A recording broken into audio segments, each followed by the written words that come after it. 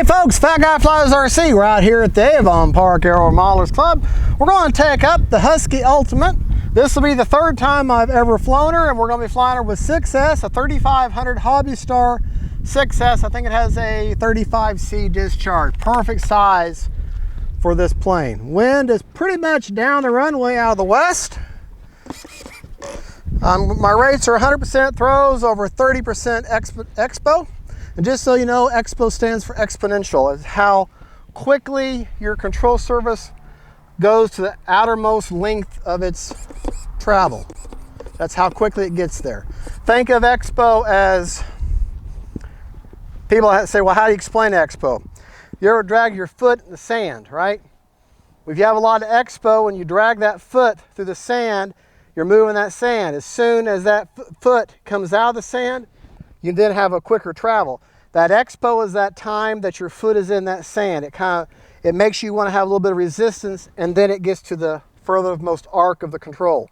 And that's why the expo is to help not be so jerky on the controls, because these sticks, they can move really quick, and that's going to translate into your flight.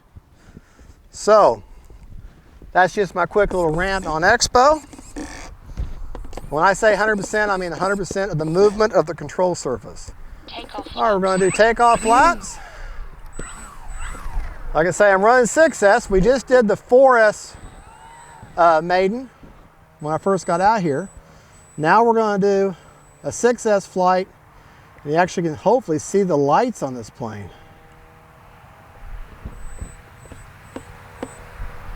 All right, here we go. Didn't have to use any elevator input.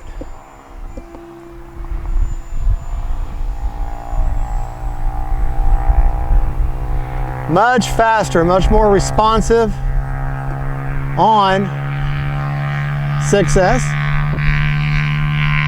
A little bit of a knife edge here. All right, bring it back towards us. Back up just a little bit. Let's see if we can't bring her in and walk the dog maybe.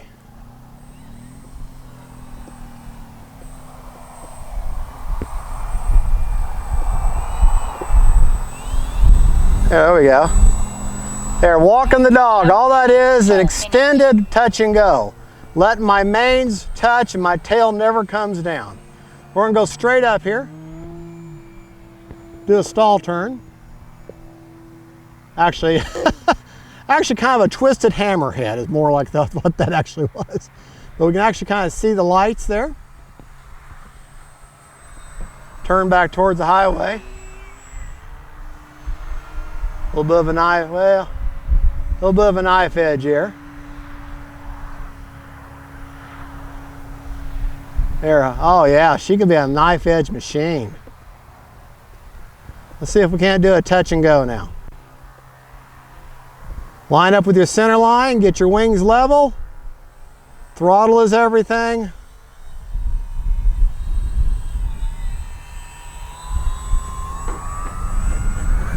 There we go. That was a perfect touch and go, if I do say so myself. Knife edge. Oh yeah, I don't think I could have done that with a 4S for very long. You know, 6S is the way to go with this bird.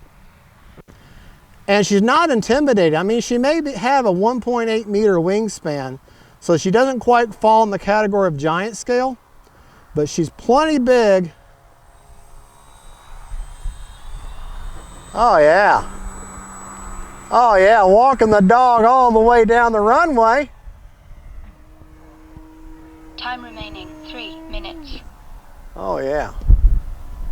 Oh, we're going to take her up.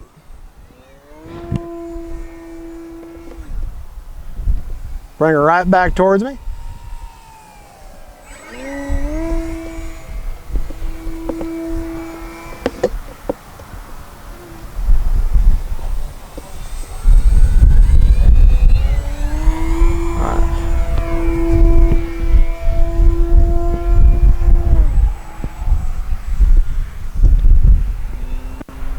Oh man.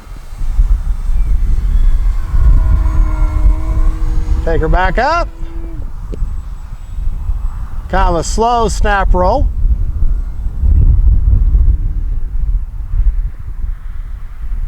Now this has the vector stabilization system in it. Well, I'm using just the optimized mode, or AS3X. You're turned around here.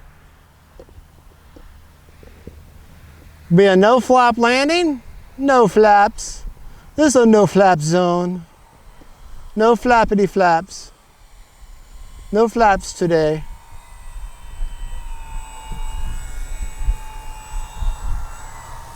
And touch and go.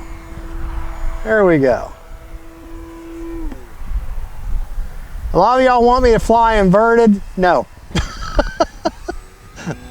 I ain't gonna lie. Flying inverted, I can do it, but it scares the daylights out of me.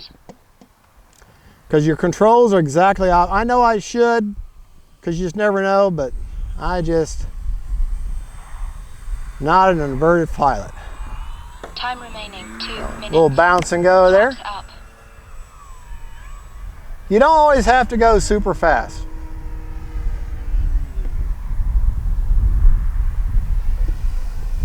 This is such a very non-threatening, non-intimidating plane. And she's plenty big so you can see her.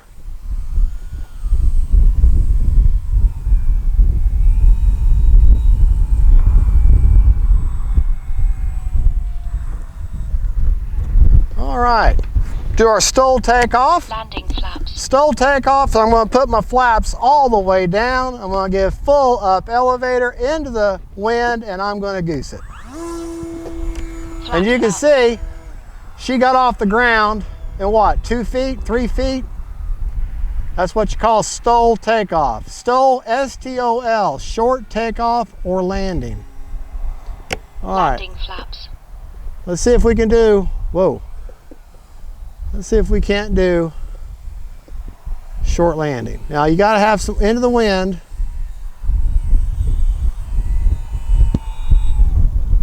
There, that's a stall landing. Flaps up. That was full flaps, and you gotta have the timing just right, and you gotta have enough wind. But that tail's not even down. I'm just playing now. Yeah, I like this plane. I do. Now I can actually bring her out here on a calmer day Landing flaps. and see what she can do.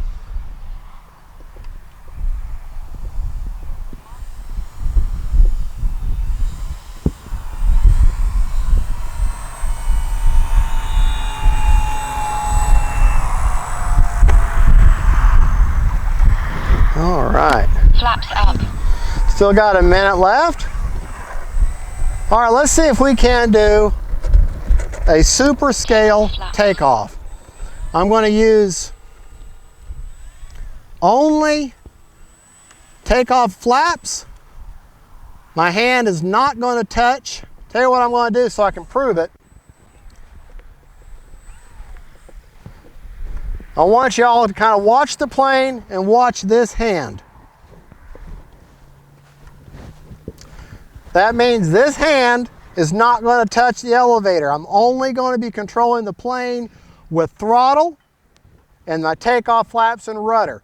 No aileron, no elevator.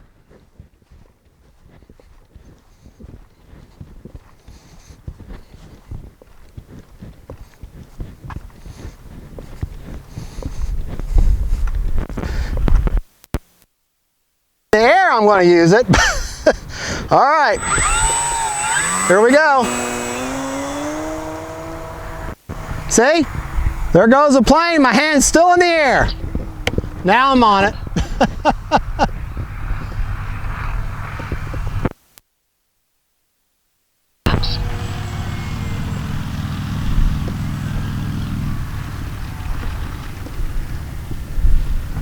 Now I don't want to hit myself with my own plane. That'd be embarrassing.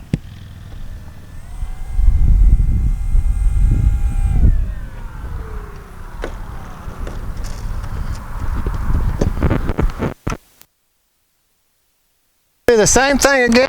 Landing flaps. Take off flaps, hand out to my side. There we go. Flaps up.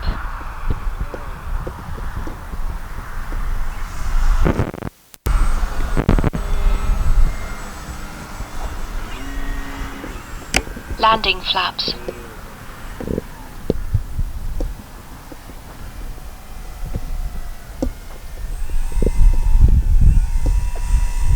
About quarter, half throttle, quarter throttle, no throttle. All right. Flaps up. That was one enjoyable flight.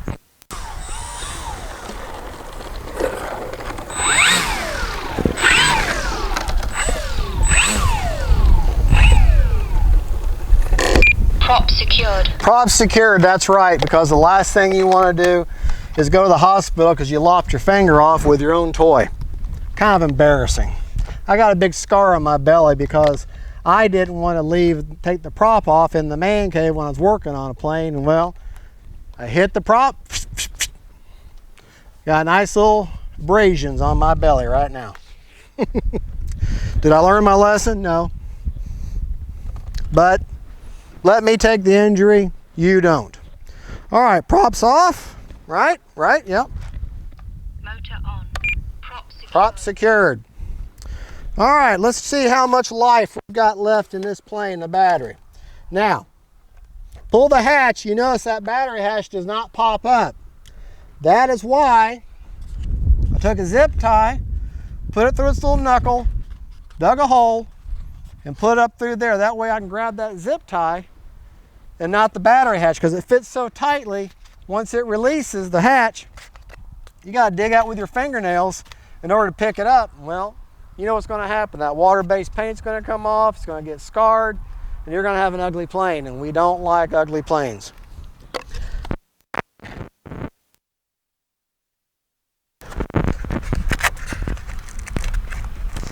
I don't know though, sometimes ugly planes fly great.